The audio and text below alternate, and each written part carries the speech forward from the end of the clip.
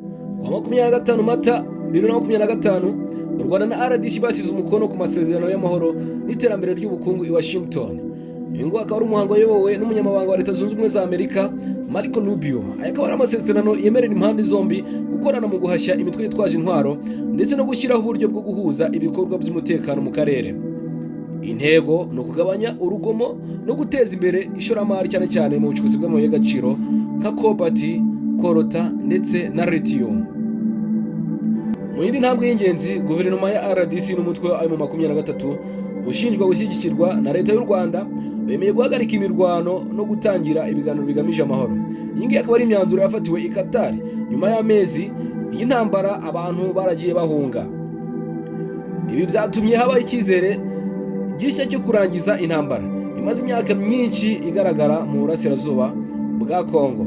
Uri kumwe na UNP Entertainment, manzura ko koze subscribe, like, share na comment kugira ngo ibiganiro bizajya bica kuri uyu muyoboro bitazajya bigucika kandi ari ibiganiro tugenda tumenyeramo ibintu bijya bitandukanye mu buzima bwa buri munsi. Mu gihe imyaka irenga 10 ishize intambara ikomeje guhitana ubuzima bw'abaturage ndetse n'abantu benshi mu burasirazuba bwa Repubulika Iharanira Demokarasi ya Congo, none hashobora kuba hari icyizere gishya kuko u Rwanda na RDC bakize umukono ku masezerano y'amahoro i Washington. Ariko se abantu benshi barimo baribaza niba aya masezerano noneho ari intambwe iganisha ku mahoro arambye cyangwa se niba ari kwa kundi bavuga ibintu ugasanga nyuma hari ukundi bigenze. Uracyari kumwe na UNP Entertainment, niba kwakoze subscribe nyamuneka kugira ngo ibiganiro nk'ibi bitazajya bigucika kandi ari ibiganiro byiza twungukiramo ibintu bigiye bitandukanye. Umurwa mukuru wa Leta Zunze Ubumwe za Amerika, Washington DC, u Rwanda na Repubulika Iharanira Demokarasi ya Congo bashyize umukono ku masezerano y'amahoro agamije kurangiza amakimbirane amaze imyaka myinshi hagati y'ibihugu byombi. Aya masezerano akaba yarayobowe n'ubuhuza bwa Amerika ndetse na Qatar, agamije guhosha intambara, guteza imbere umutekano n'ubufatanye mu bucukuzi bw'amabuye y'agaciro.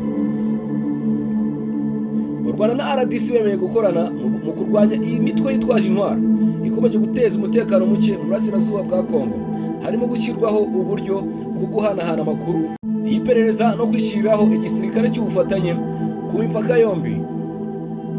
Hari impamvu ikomeye ituma Amerika n'ibindi bihugu bikomeye byivanga muri iki kibazo amabuye y'agaciro, kuko Congo ni igihugu kimwe mu bihugu bifite umutungo kamere uhenze kandi cyane isi ko irimo ibibona.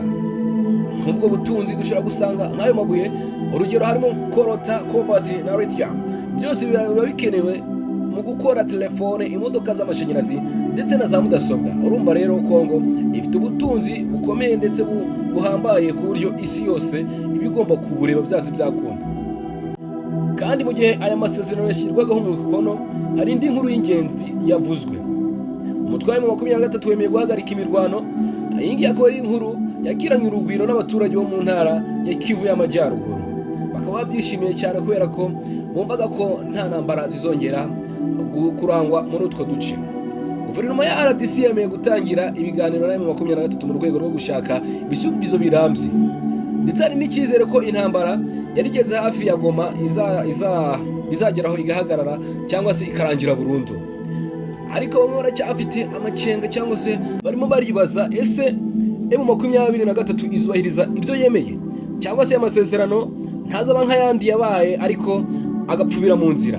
Ibi ngibi ni ibibazo abantu bari kugenda bibaza, niba koko ibi ngibi bishobora gutuma M23 itazisubiraho cyangwa se ikemera neza ibyo yemeye.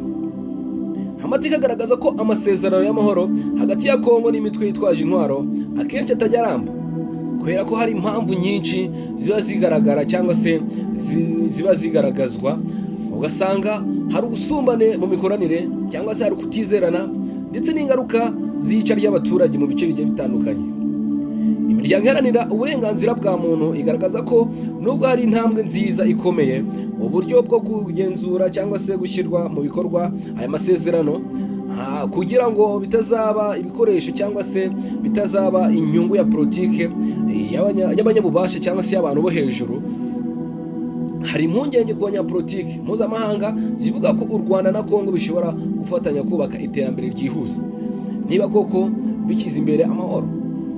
Hari n'amahirwe mu bucuruzi cyangwa se mu mihanda wa ruguru ugana ku nyanja ya Kisangani. ndetse mu guhuza imbaraga z'umutekano. Ibi ngibi bishobora gutuma u Rwanda na Kongo bigirana amahoro cyangwa se umutekano urambye, ariko byose bizashingira ku bushake bwa politiki, kugendera ku masezerano cyangwa se gusaba imiryango mpuzamahanga kugenzura no kotsa igitutu abatubahirije aya mategeko cyangwa se ngo bashyire imbere inyungu zabo. Aya masezerano ni amasezerano yasinyiwe i Washington, kuko arimo aratanga icyizere, ariko si koko azagenzwa nk'uko byavuzwe cyangwa se nk'uko byemeranyijwe. Iyi ni UNP Entertainment, kandi subscribe kugira ngo update ziza gukurikiraho utaza kuzicikwa, kandi ari update turagenda tumenyeramo amakuru agenda adusunika kugira ngo tumenye utuntu n'utundi. Ntiwibagirwe ko gukora share ukandika no muri comment ari iby'ingenzi cyane kugira ngo tubashe kuganira no kungurana ibitekerezo. Murakoze cyane. Ibiganiro nk'ibi ngibi nakagaruka. Ciao ciao.